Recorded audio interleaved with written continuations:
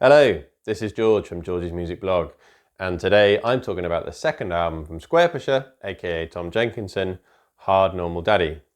This is part of a series of videos I'm creating where I'll go through the bulk of Squarepusher's discography, and you can find links to some of those in the description below.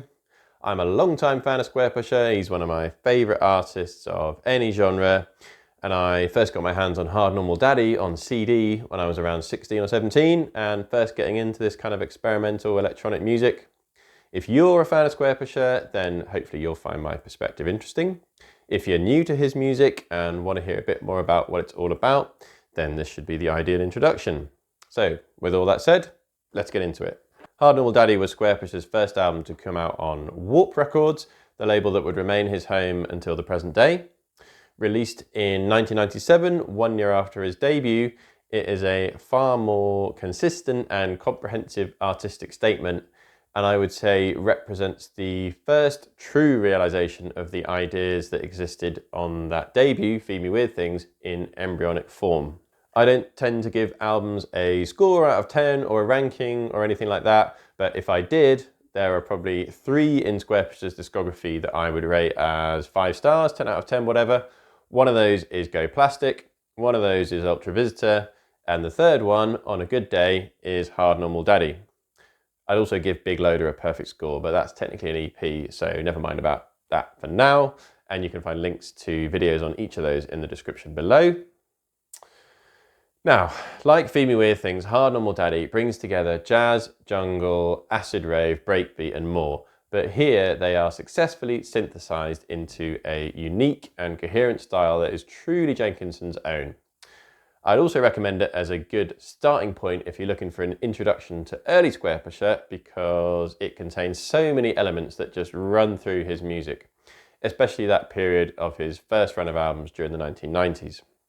In the sleeve note to Hard Normal Daddy is a line which says, "This album is dedicated to the Chelmsford rave scene," and the artwork features little 8-bit illustrated figures of ravers populating various suburban landscapes, including a gasometer, which used to be an iconic element of the British low-rise urban environment, although there's not too many of those left nowadays. And I see this kind of environment, the mundane, semi-urban sprawl around Greater London, or really any number of cities in the UK, as the grounding for Squarepusher's sound. What do I mean by that? What I mean is the character of his melodies so often evoke this kind of environment, and specifically during the era of the late 80s and early 90s. The first example of what I mean is actually a track from Feed Me Weird Things, and that's Theme from Ernest Borgnine. It opens with this bright, sunny melody, which is uncomplicatedly optimistic. It's kind of spacey, but not in any sort of deep or cosmic way. It's a kind of refrain you can imagine soundtracking grainy footage of a new shopping centre being opened and crowds of shoppers wearing brightly coloured synthetic fabrics rushing in to peruse the wares. It's full of that kind of wide-eyed techno-optimism of the pre-internet age. Well, the internet did exist back then, but it hadn't become the monstrosity that it is today. A track like Beep Street on Hard Normal Daddy is the perfect encapsulation of this. That obviously has a melancholy undercurrent too, and it's that duality which makes it such an incredible track.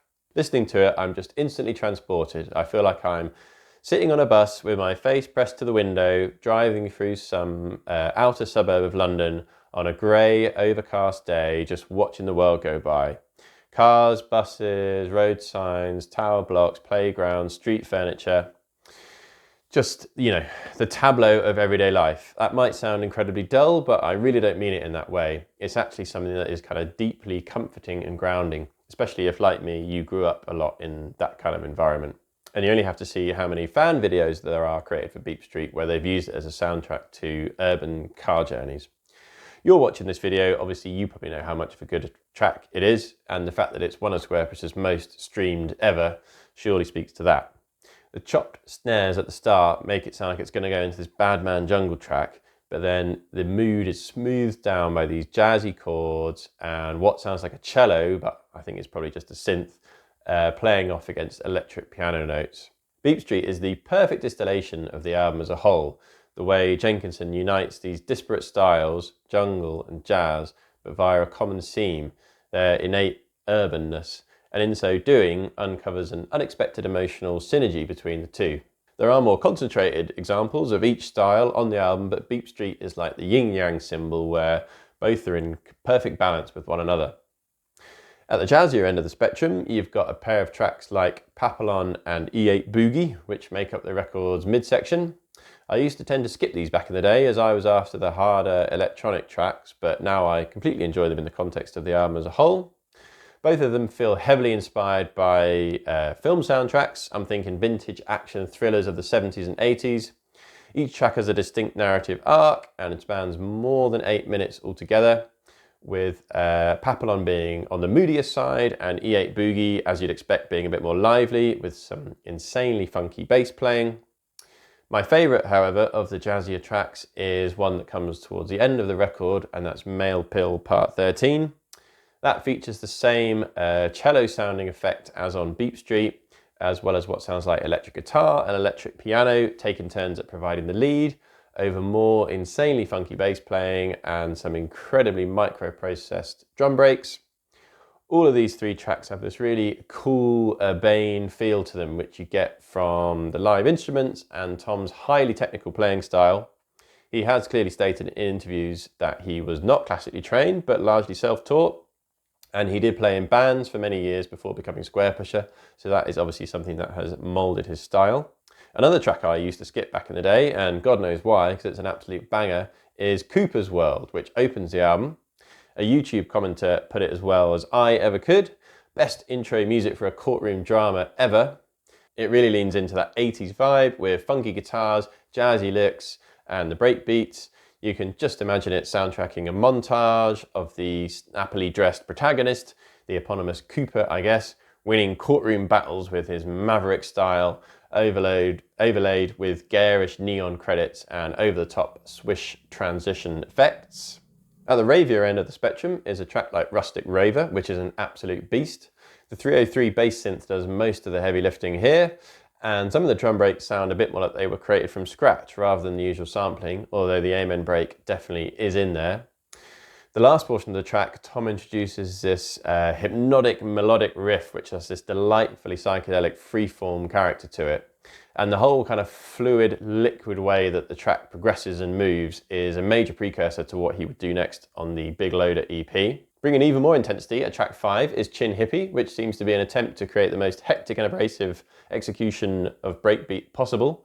I don't think breakcore had been coined as a genre label in 1997, but this could be considered proto-breakcore for its intensity of atmosphere. This is the kind of thing I used to lap up back in the day, although it comes across as a little bit much now. And this kind of barely controlled insanity is the kind of thing Tom would pull off much more adroitly on albums like Go Plastic, and even much more recently on the track like Wenderland from his latest album Dostro Time, although you can't beat Chin Hippy for youthful ballsiness. But my favourite of the Ravier tracks, the best in my opinion, is the absolute ripper Vic Acid.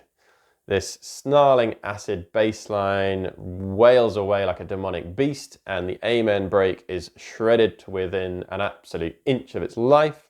It's like the sample itself becomes an instrument in Tom's hands and he's soloing away like crazy, really just testing the limits of what is possible with that 7 seconds of sound. So yeah, at well over an hour long, Hard Normal Daddy is a substantial listen, and if you're not already sympathetic with some of the influences that are coming in, then it can take a little bit of getting used to. I used to skip the jazzier tracks back in the day in favour of the electronic ones, but now I completely appreciate the album as a whole, and that's still with the fact that I've never managed to get into jazz. As an album, it wears its weight well, and through the way it's sequenced and with Tom's flexing across different styles, Hard Normal Daddy never loses itself in the doldrums. It's also a true evolution of the sound he debuted on Feed Me Weird Things, and I'm sure he must have got his hands on more kit in the time since recording those early tracks, as well as got loads better at producing, arranging and composing, because as well as opening up new vistas and demonstrating a wider variation in sounds and tones and textures, all of the tracks have this insane level of detail and complexity which really bears up well to repeated listens, especially when you consider that it was produced without the kind of digital audio workspace that producers use today. And with that dedication to the Chelmsford rave scene, whether that's tongue-in-cheek or not, I really feel like Tom Jenkinson was asking us to consider this album in that lineage. He's someone who grew up going to raves. I'm sure I've read somewhere that LFO's classic track, also called LFO, was a key inspiration. And while there are clear rave influences on Hard Normal Daddy with the 303, the breakbeats, the high energy, it is also deeply cerebral, reflective, not to mention funky and jazzy, and with more than one foot in the mid-20th century. It would be easy to think that lots of these strands don't really have anything to do with one another, but on Hard Normal Daddy, Jenkinson challenges us to see them as all part of the same continuum. So yeah, classic album for me, one of the many high watermarks of 1997 and late 90s electronic music in general. A challenging album at times, but also richly varied and deeply rewarding over time. Thanks so much for watching. If you're still watching at this point, please like the video. Also check out my channel for more of the same. Okay, thanks for watching. See you later. Bye-bye.